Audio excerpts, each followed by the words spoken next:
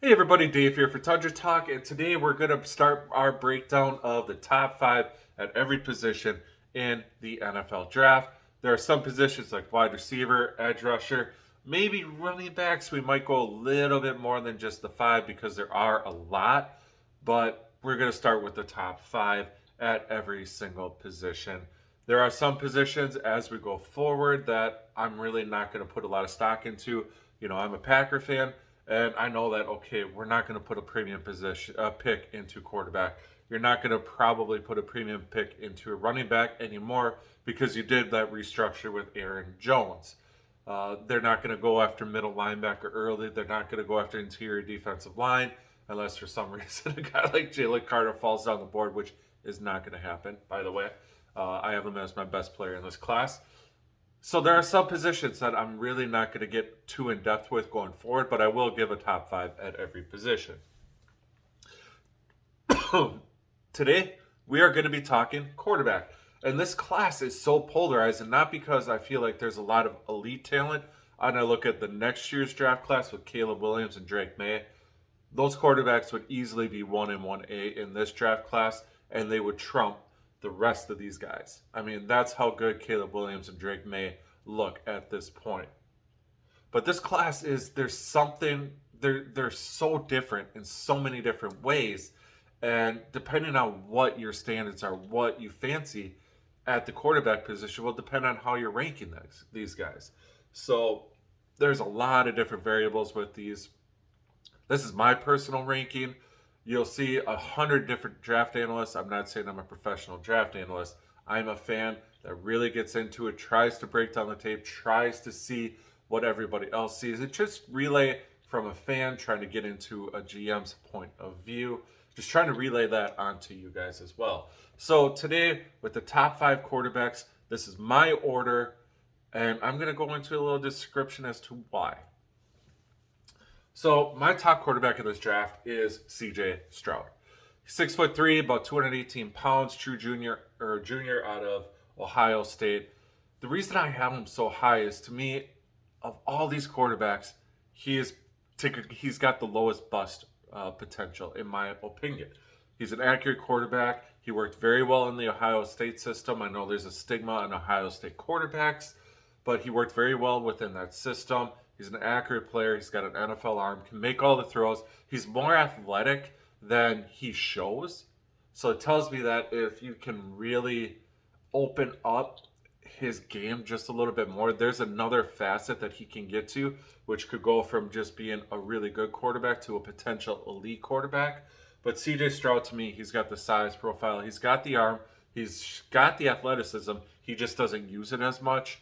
And that's why he's my number one quarterback. I feel like he's got the highest floor. I have the fewest questions about him playing the actual quarterback position than the rest of these guys. So CJ Stroud, quarterback from Ohio State, is my number one ranked quarterback. So you can react as you want. You can leave your comments if you agree with it or not. But again, I feel like the bust potential is so low, or much lower with him than it is with the other guys. Now we're going to get into my quarterback two in this particular draft class, and that would be Will Levis for me. So Will Levis, quarterback from Kentucky, is a little bit of an older prospect. He's 24 years old. But to me, he's got the howitzer of an arm. He's got the size at about 6'3", I think 225 pounds, 230 pounds. So he's got the size, he's got the NFL body, he's got the howitzer of an arm. He's a tough guy. He played through a lot of injuries at Kentucky. I have him as my next rank because I feel like this guy has he's got a higher ceiling, I feel, than CJ Stroud, but his bust potential is a little bit higher because he does need to work on his decision making. He does throw a lot of interceptions, and maybe part of that, I'm going to be honest with you, when you're playing at the University of Kentucky, that's not exactly a breeding grounds for NFL talent. So he's not playing with a bunch of five-star guys. So he might be trying to force an issue, things like that. But there is more, interception, gunslinger mentality with Will Levis than there is with the other guys in my top three for sure. Um, So that's why I don't have him ahead of CJ Stroud, just because I feel like he's going to put the ball in harm's way just a little bit more. But I feel he's got the bigger arm. Such a tough player. He played through a lot of injuries this last year, and that's something that should really be held for him, not against him, because he did look bad at times. He was beat to crap and back again, and he stood in there. He kept coming. He kept coming. He could have stopped, but he did not. He kept playing. He kept trying.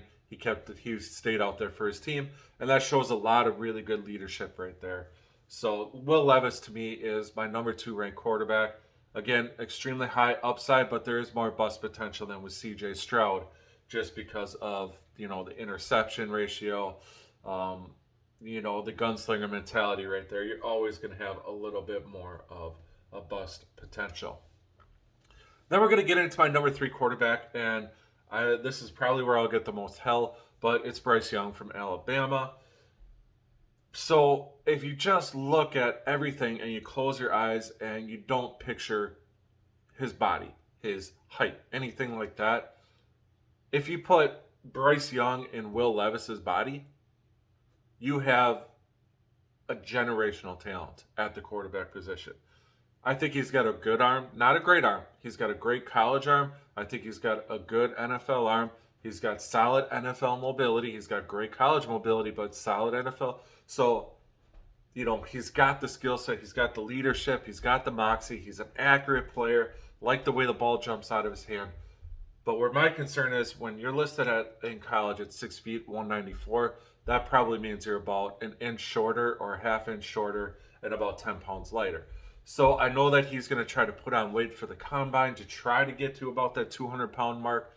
But I'm not fooled by that, because if you're just doing that to try to get there and then you're going to lose that weight again, because he is more of a thin-framed individual, you're going to be playing at a $190, $185. So that is my big concern with Bryce Young. It's not his leadership, it's not his accuracy, it's not his arm, it's not his mobility. I think he checks most of those boxes as being good in the NFL. Not great, but good. But I just question, if I'm taking a quarterback in the top 10, in the top 15, I'm looking at a guy that I'm going to have for the next 10 to 12 years. I don't know if I have that with Bryce Young. I don't know if he's going to hold out, because if he comes in at 5'11 and a half and he plays at about $190, there are slot corners that are bigger than him.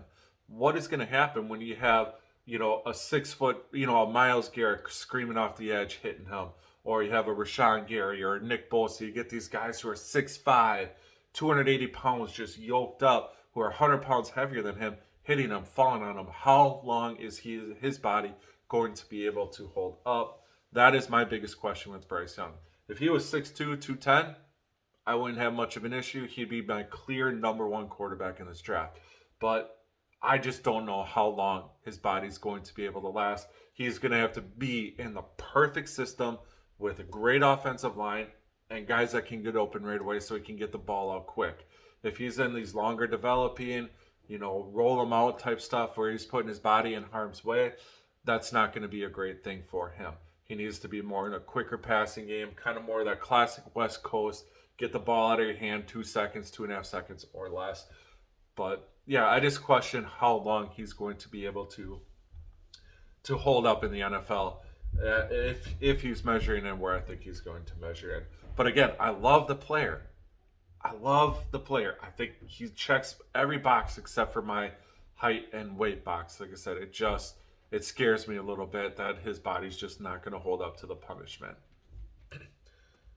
Now we're going to get to the most interesting player in this probably in this draft all around. It's probably between him and Bryan Bresee. But Anthony Richardson, quarterback, Florida, 6'4", 230 pounds. This guy's unbelievably athletic. He's got this howitzer of an arm. He's got a plus NFL arm, plus NFL athleticism. He is just so raw. You want to talk about buying a Powerball ticket? This is what you're getting with Anthony Richardson. He has got all the physical things that makes offensive coordinators, GMs drool. That, oh my God, if we can get him in here and we can develop him, we have ourselves a superstar. Anthony Richardson could by far be the best player in this draft class? There's a big question in there. That's could. There is a lot of question in his game. He needs to go the Jordan Love route. He needs to go the Aaron Rodgers route, where he needs to sit for 2 years, not one. He needs to sit for a couple years. He's a super young player yet. So you can sit him for a couple years, but he needs to develop. He needs to develop that footwork. His accuracy comes and goes. He can make those wall throws, and then he'll make these throws to open guys that just skip in or just sail, and you're just like, that should be an easy throw. So he makes some of the hard stuff look easy, but he makes some of the easy stuff look hard.